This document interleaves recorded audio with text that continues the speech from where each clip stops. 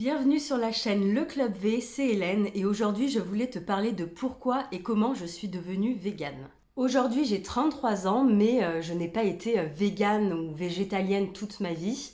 En fait, ça a commencé aux alentours de 2016 et bien avant 2016, en fait, j'ai grandi dans une famille qu'on considérait tout ce qu'il y a de plus traditionnel, c'est-à-dire le matin, moi j'avais mon chocolat chaud au lait de vache, je l'ai gardé pendant des années, je n'ai jamais aimé le café, d'ailleurs pour le goûter, je prenais mon chocolat chaud également. Ensuite, pour le repas, il y avait de la charcuterie en entrée, de la viande en plat principal. J'ai jamais aimé le poisson et tout ce qui vient de la mer. Je mange pas d'algues non plus. Donc c'était souvent autour des plats à base de viande. Ensuite, il y avait le fromage et après il y avait le yaourt. Donc c'était la base de tous mes repas, donc 2 à 3 fois par jour. Et j'ai grandi comme ça pendant des années. Et ça me semblait vraiment être une alimentation saine, puisqu'en plus, dans ma famille, on a toujours cuisiné. Et du coup, je n'ai jamais remis en question ma façon de m'alimenter. Et d'ailleurs, flash info, c'est pas parce qu'on cuisine que l'alimentation est saine, hein. On peut acheter que des conserves, on peut acheter que du sucre blanc raffiné avec des produits raffinés, les mélanger ensemble et cuisiner, et c'est mauvais pour la santé. Donc c'est environ en 2011 que j'ai commencé à avoir des problèmes de ventre. Donc j'ai eu des examens, on m'a fait une gastroscopie, donc c'est le tube qu'on enfonce dans l'estomac. J'ai fait les examens du pylori, bactère ou je sais plus trop quoi. Tout était nickel. J'ai vu plusieurs médecins, on m'a dit mais c'est le stress et tout ça. Donc il faut savoir que j'ai grandi dans la région toulonnaise en France. Et à ce moment-là, j'avais déménagé pour bosser à Paris et on me mettait tout sur le dos du stress. Et je me sentais pas forcément plus stressée que d'habitude, hein. Et en fait, j'avais pas d'autres symptômes. J'étais gonflée et des crampes. Ça, voilà, ça me prenait au niveau en dessous du nombril. Et j'ai fait des échos, on me dit il y a du gaz. Et voilà, sans rien de plus, on passe des anti-inflammatoires. Et à aucun moment, quelqu'un va me dire c'est l'alimentation, ou même si c'était par exemple basé par rapport au stress, pourquoi en fait il n'y a pas quelqu'un qui s'est dit on va conseiller de la méditation, du yoga, des respirations, tout ça, que nenni. Collons des anti-inflammatoires et hop, ciao, basta. Donc ça a duré plusieurs années comme ça, jusqu'à un moment en fait, j'en parle à ma tante qui me dit il y a un super naturopathe à Toulon, appelle-le pour voir. Et donc là, je l'appelle et il me dit, bon bah voilà, décrivez-moi vos symptômes, ce que vous mangez. Et en fait, très rapidement, il me dit, vous avez une dysbiose intestinale, c'est le mal du siècle. On va prendre rendez-vous et on va voir ça ensemble. Donc une dysbiose intestinale, c'est un déséquilibre ou une mauvaise adaptation microbienne du microbiote intestinal. Et c'est notamment accentué par la décomposition et la fermentation de la viande dans les intestins qui va prendre du temps et qui vont faire que ces bactéries vont se développer. Alors c'est pas du tout glamour, hein, mais en fait le fait de manger de la viande à tous les repas fait qu'on perturbe cet équilibre intestinal. Et d'ailleurs, là j'ai un article, le site internet c'est informationhospitalière.com, qui indique que les régimes traditionnels riches en céréales, en fruits, en légumes frais, secs et en végétaux sont convenables à la diversité du microbiote. Et que le régime occidental, par exemple, est pauvre en végétaux et riche en graisses animales, viande, aliments industriels ultra transformés, sucre et tout ça, favorise l'apparition de la dysbiose et du développement des micro-organismes nuisibles. Donc généralement, les symptômes, hein, donc moi c'était douleur abdominale et ballonnement. Il peut avoir des troubles du transit, que ce soit diarrhée ou constipation et tout ça. Moi j'avais pas ça. Donc de la fatigue, ça joue sur le moral. Si vous suivez un petit peu l'actu ces dernières années, vous avez dû entendre à quel point notre ventre, en fait, c'est le deuxième cerveau et à quel point c'est important d'en prendre soin et que ça va vraiment jouer sur notre morale et nos humeurs également. Bref, je vois ce naturopathe et là on décompose donc mon alimentation et par exemple, à l'époque où moi je pensais rien que mon petit déj qui était sympa, genre soit mon pain traditionnel, beurre confiture ou de la biscotte avec mon jus de fruits. Rien que ça, c'est une bombe de sucre dès le matin.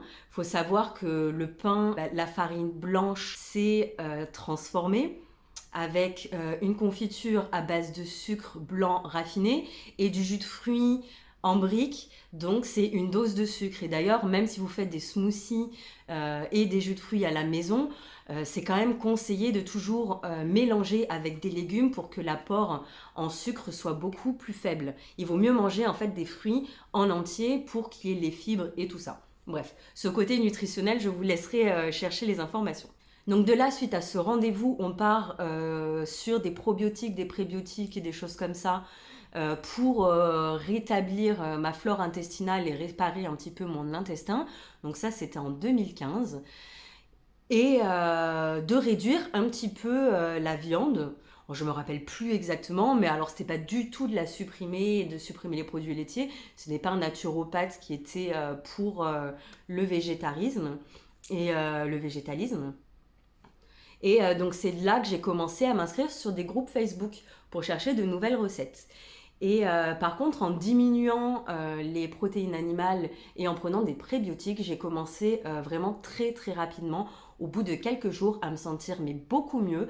Alors plus de ballonnement, plus cet état de fatigue constant et ce coup de barre après les repas. Honnêtement, ça a été assez incroyable, mais je me suis dit, le but, c'est pas non plus de prendre des comprimés, même si c'est naturel, on va dire, les probiotiques et prébiotiques. Le but, c'est de changer son alimentation et pas de couvrir ça sous des compléments alimentaires. Déjà, c'est un budget par mois. Je crois que j'en avais à peu près pour 100 euros. C'est pas le but. Le but, c'est vraiment d'avoir une alimentation qui permette d'être bien normalement sans tous ces compléments. Donc ça, c'est fin 2015. Je décide, enfin quelques mois après, je déménage à Toulouse. J'ai mon appartement. Je décide de ne plus avoir de viande dans mes placards. Donc comme je vous disais, tout ce qui est poisson et produits de la mer, j'en ai jamais mangé. Donc en fait, j'étais végétarienne à la maison et j'étais omnivore à l'extérieur parce que pour moi, c'est encore inconcevable d'aller au restaurant pour manger végétarien ou des salades ou quoi que ce soit. Faut savoir qu'à la base, quand j'allais au restaurant, moi, c'était toujours ma pièce de viande, notamment souvent du bœuf. Je suis quelqu'un qui aimait énormément les gros morceaux de viande. Je la mangeais bleue quand c'était plus cuit. Pour moi, c'était vraiment du gâchis. Et c'est pas comme ça qu'on mangeait. Et en plus, j'appréciais pas. Je mangeais du tartare, j'adorais le carpaccio de bœuf. Donc c'est pour ça que ça me fait un petit peu rire quand il y a des personnes qui disent oui mais les véganes c'est parce que vous n'aimez pas la viande. Bah non mon coco, ça va un peu plus loin que ça. Et d'ailleurs ça fait des années que j'ai des souvenirs Facebook qui remontent. Et je fais des captures d'écran à chaque fois en me disant ah le jour où je vais faire cette vidéo, où je vais la partager, je vais incruster là mes souvenirs Facebook pour montrer qu'en fait à quel point la viande m'obsédait et que c'était une grosse part de ma vie et notamment la dissonance cognitive. Je vous laisserai chercher la définition sur internet où, ouais, je fais une parenthèse sur ce que j'étais en train de dire, mais j'ai travaillé plusieurs mois à Majorque et dans un club français, donc je faisais les visites et tout ça. Et il y avait un tour où on faisait visiter les marchés typiques, l'architecture, la nourriture. Et là-bas, ce qui est très connu, c'est la soubressade. Et je me rappelle qu'on avait fait un marché et il y avait des petits cochons noirs. Et j'ai une photo de moi avec le petit cochon dans les bras. Et je demande au gars, mais est-ce que vous allez faire de la saucisse là?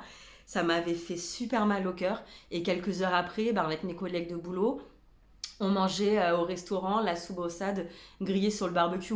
Là, le petit cochon, il était loin.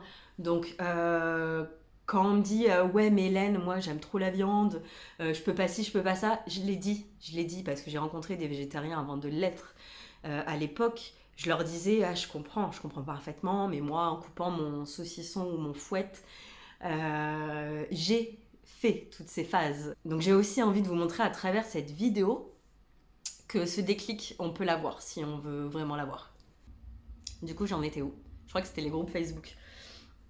Donc là, je me prends un petit peu aussi une petite claque sur Facebook en voyant un petit peu l'envers du décor. Et c'est fou, je crois qu'à l'époque, donc 2016, j'avais 27 ans. Tu découvres que ce que tu manges, ce sont des animaux et des êtres vivants. Ça semble con, hein, dit comme ça, hein.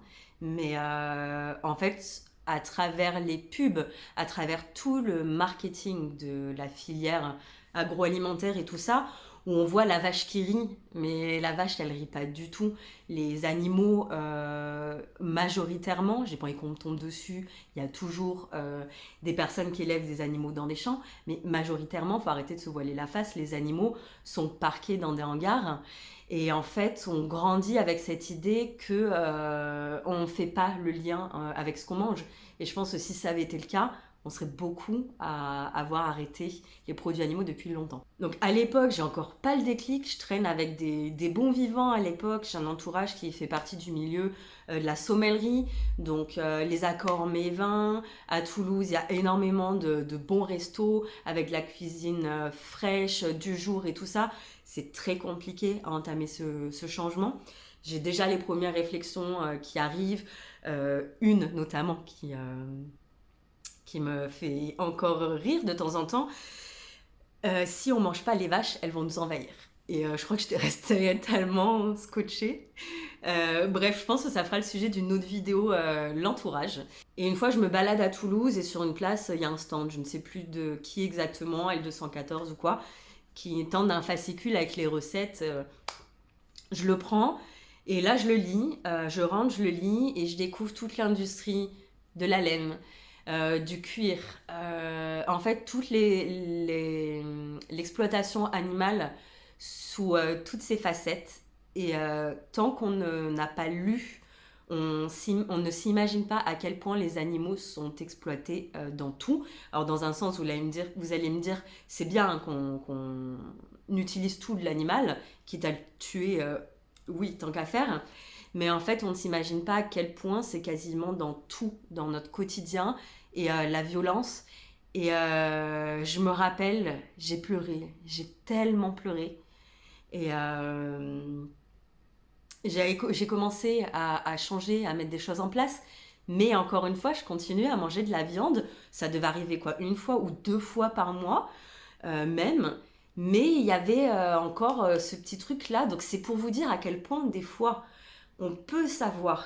Et c'est dur de se dire d'arrêter en fait nos habitudes, le fait qu'on aime le goût. Moi donc j'étais fan d'une pièce de bœuf grillé avec le morceau de beurre, de magret de canard, sauce au miel, aux champignons, crème forestière, des choses comme ça. Il m'a fallu du temps. Fin 2016, je suis à Paris avec des amis, je mange mon morceau de viande, le lendemain je décolle pour l'Indonésie. Et en Indonésie, je me dis, je vais manger que végétarien ou végétalien dès qu'il y a la possibilité. Et en fait, c'est comme ça que je suis devenue végétarienne, parce que l'offre, elle était tellement plus développée là-bas, que pour moi, ça a été beaucoup plus facile de manger végétalien. D'ailleurs, dans mes souvenirs, ça a été, oui, végétalien et même pas végétarien, parce qu'il n'y a pas forcément de fromage. Et donc fin 2016, ça a été la dernière fois que je mangeais de la viande. Et donc c'est ce voyage qui m'a permis d'entamer cette transition. Quand je reviens en France, je redeviens, on va dire, végétarienne. Le fromage, finalement, je me rends compte que c'est le plus dur à arrêter. Et c'est fou parce que je pensais sincèrement que c'était la charcuterie qui allait me manquer. Charcuterie encore plus que les pièces de viande, puisque vraiment j'étais fan de saucissons, par exemple. Genre des choses qui pouvaient m'obnubiler, ou quand j'étais dans le supermarché, j'achetais les mini saucissons et je les mangeais pendant que je faisais mes courses, parce que c'était impossible d'attendre jusqu'à la caisse. Et vraiment, ça peut être une obsession. J'ai aussi bossé en Espagne, et le matin, on avait le pain à la tomate. Enfin, je prenais au petit-déj le pain à la tomate avec les tranches de fouette dessus, ou de jambon cru. Donc vraiment, j'en mangeais à toute heure de la journée. Et je ne pensais pas que le fromage allait être le plus dur. Et quand vous l'entendez de la part d'autres personnes, ça peut vous surprendre, et ça m'a surprise. Mais c'est vraiment la dernière chose que j'ai eu du mal à arrêter. Et un peu les œufs aussi, parce que les œufs, je les mangeais sous toutes ces formes. Moi, j'achetais les plaques de 30. Quand j'ai vu l'exploitation des poules pondeuses et tout ça, j'ai commencé à acheter bio en plein air avec le sigle 0. Et en fait, quand on se rend compte que c'est un peu mieux, mais il y a quand même des soucis, hein, les poussins sont quand même broyés et elles n'ont pas accès en extérieur en permanence. J'ai arrêté aussi les œufs et ça a été un petit peu dur aussi. Donc voilà, donc ça a duré encore un petit moment. Et c'est vraiment en 2018, là, je suis en restauration. Ça, je ne vous ai pas précisé. De 2015 à 2018, je bossais en restauration, donc j'ai fait différents restaurants. J'étais en cuisine, cuisine française traditionnelle. En 2016, quand j'ai entamé ma transition végétarienne, ça a été compliqué au restaurant, je voulais pas le dire. Je voulais garder mon poste. Ça a été assez compliqué d'essayer de filouter tout ça. Et donc ma dernière année en restauration en 2018, là je suis devenue végétalienne à ce moment-là parce que quand je voyais les plaques d'œufs en fait achetées en batterie, le fromage acheté en gros du fromage de merde, hein, faut pas croire que la plupart des restaurants ils achètent au bas prix, hein. Et je me suis dit, ah, mais je peux pas manger ça. Je cuisinais les plats, tout à l'œil, tout ce qui était à base de viande, de poisson. Dès que je pouvais, je faisais goûter à mon collègue pour qu'il me dise les assaisonnements. Ça a été très compliqué tous ces mois-là parce que je trouvais que c'était pas professionnel en fait d'envoyer des plats qu'on ne goûtait pas. Alors honnêtement, à chaque fois que les gens goûtaient, l'assaisonnement était parfait. Au bout d'un moment, tu connais tes recettes, tu sais comment les faire, tu sais la quantité. Donc il n'y a pas besoin de les goûter à chaque fois. Mais ça a été compliqué et évidemment de voir tous ces animaux hein, morts, ces pièces d'animaux. Ça a été compliqué et à croire que le chef avec qui je bossais avait capté hein, le truc et me faisait désosser des animaux, des machins. Enfin, ça a été très très compliqué. Donc ça a été ma dernière année pour ça et sur d'autres plans où la restauration ne me convenait plus. Et cette dernière expérience qui a été très très mauvaise. Donc là, je me dis, est-ce que j'ai envie de continuer la restauration, de trouver un restaurant végétalien dans lequel bosser ou je sais pas, je me prends plusieurs mois de réflexion. Donc ça, c'est la partie boulot, on va pas en parler aujourd'hui. Et à partir de vraiment 2018, je suis devenue végétalienne. Et je pense que je ferai une vidéo sur vegan mais pas parfaite. Parce que évidemment, il y a des petits loupés, évidemment, il y a des petits craquages. Mais ce sera le sujet d'une autre vidéo, ou sinon ça va être trop long ici. Donc voilà mon parcours où ça a commencé par rapport à des soucis de santé, où en fait on m'a simplement conseillé de diminuer les protéines animales. D'ailleurs quand j'ai revu le naturopathe et que je lui avais dit que j'étais végétarienne, végétalienne, il m'avait dit moi je suis pas... c'est pas ce que je vous conseille, mais soit, je vous accompagne comme ça.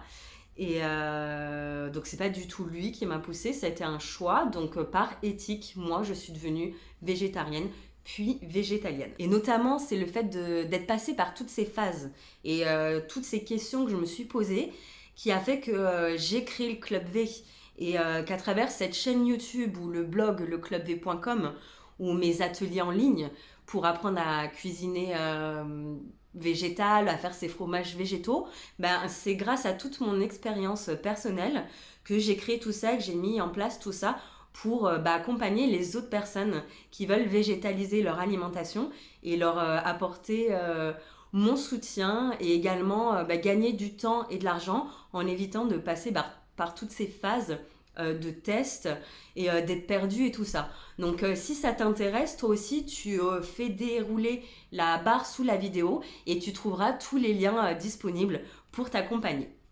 Voilà, j'espère que ce type de vidéo t'a plu. Dis-nous toi en commentaire où tu en es dans ton cheminement personnel au niveau de ton alimentation. Si tu as des blocages, des questions ou quoi que ce soit, tu nous les poses en commentaire. J'y répondrai. Les autres personnes également peuvent y répondre. Et ça fera super plaisir d'avoir chacun un petit peu son bout d'histoire. Et comme ça, ça motive les autres et ça rassure également d'autres personnes qui se posent des questions. Je vous fais des bisous et je vous dis à bientôt. Oui, je voulais rajouter que moi, il m'a fallu du temps pour devenir végane. La transition d'omnivore, végétarienne à végétalienne, il m'a fallu à peu près 2 ans. Donc félicitations aux personnes qui arrivent du jour au lendemain. Moi, il m'a fallu le temps d'intégrer tout ça, de changer mes habitudes. Et c'est pour ça que sur le Club V, Je soutiendrai toujours des personnes qui vont commencer à diminuer ou à manger végétalien ne serait-ce qu'une fois par semaine. Ça m'arrivait une fois d'avoir un groupe vegan qui n'était pas du tout d'accord avec ma façon de faire. Et ben moi, c'est comme ça que ça a fonctionné et je suis pour en fait soutenir chacun. C'est sûr que j'aimerais que le monde entier soit vegan du jour au lendemain et qu'on arrête d'exploiter les animaux. Je sais que c'est pas forcément faisable, donc je soutiendrai toute personne qui décidera de changer. Chacun aura sa façon de faire et le temps que ça lui prendra. Et je suis pour faire comme ça tout simplement parce que je suis certaine que c'est comme ça qu'on tient dans la durée. Et c'est pas en changeant du jour au lendemain si on n'est pas prêt et qu'on est frustré. On risque de regretter et ça peut accentuer des troubles alimentaires, ça peut être dur psychologiquement parfois et du coup on va être dégoûté et on va plus vouloir entendre parler de l'alimentation végétale et du coup certaines personnes vont faire marche arrière et donc je suis pour un changement durable.